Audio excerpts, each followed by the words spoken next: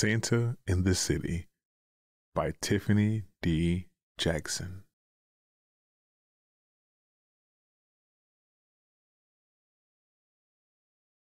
Every year, Deja counted down the days, hours, minutes, seconds until Christmas.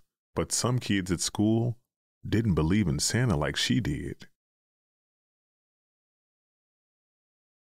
"If there's a Santa, how does he get in your apartment when there's no chimney?" Deshaun asked.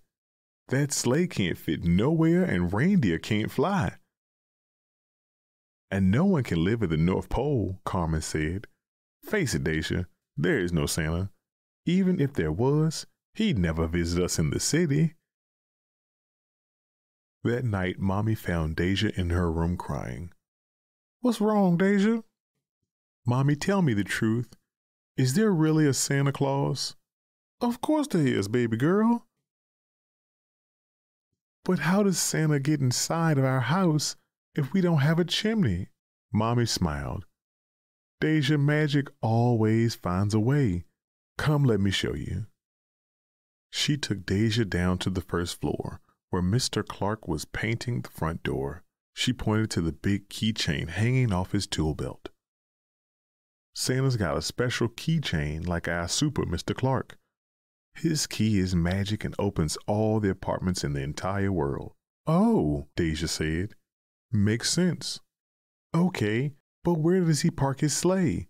There's no free parking spots on our block at night, and ain't none of them big enough for 9 reindeers." Mommy laughed. "He parks on the roof just like he does at everyone else's house." She took Deja by the hand and led her up on the top floor, pointing to the roof door. "See," Mommy said, "Santa comes in through here." She showed Deja where Santa parked his sleigh and the old pigeon feeder Mr. Clark used to give the reindeer a snack. "Oh," Deja said, "makes sense." Satisfied, Deja took the stairs back down to her apartment. As Mommy tucked her into bed and read her favorite Christmas book, Deja smiled.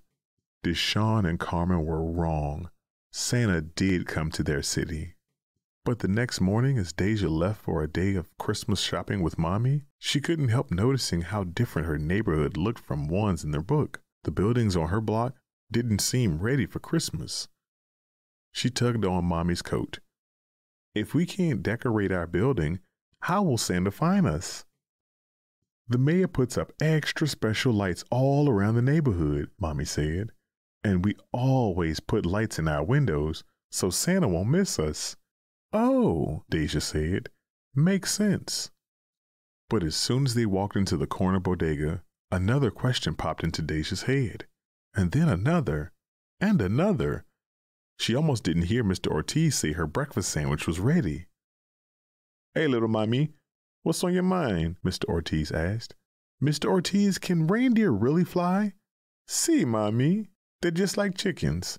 They can fly short distances, hopping from block to block till they reach our block."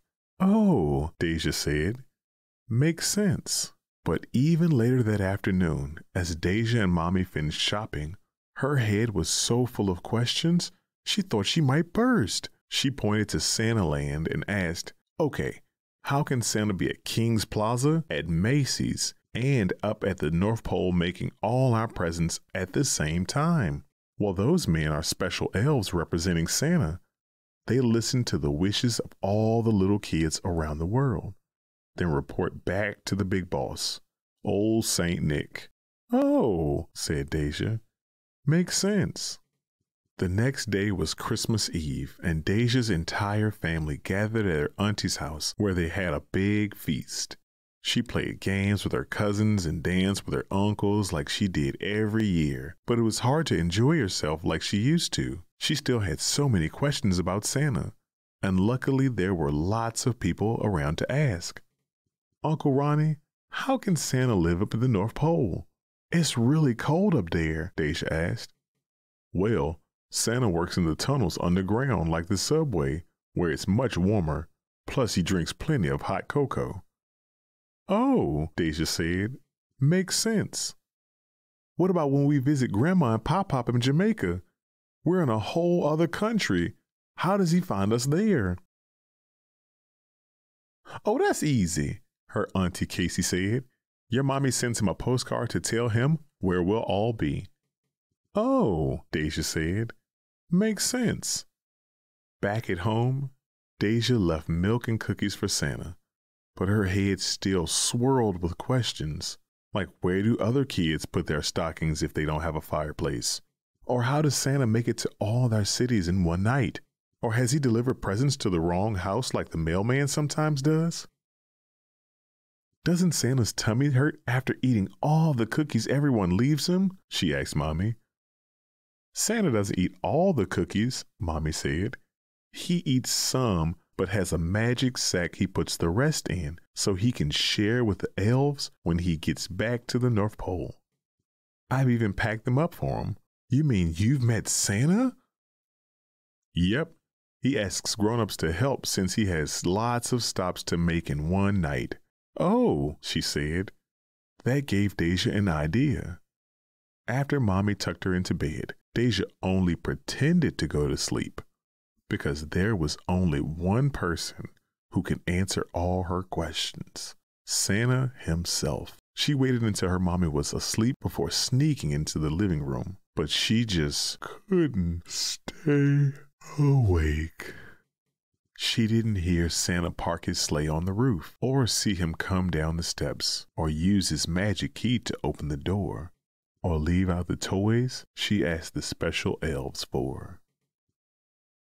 But when she woke up, she found something better than any toy, a special message from Santa just for her, letting her know once and for all, magic really does find a way. Santa was real, and he had no problem coming to her city.